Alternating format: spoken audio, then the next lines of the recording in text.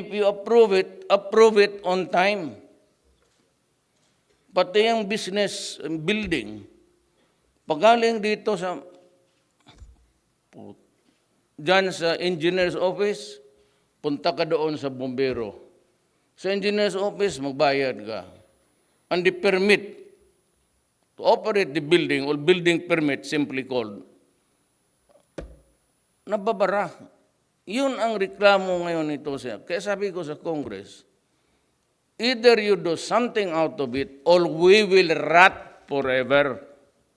Now, nobody, tang Mindanao o taga-Sulo, o taga-Saba na gusto mo. If the law does not really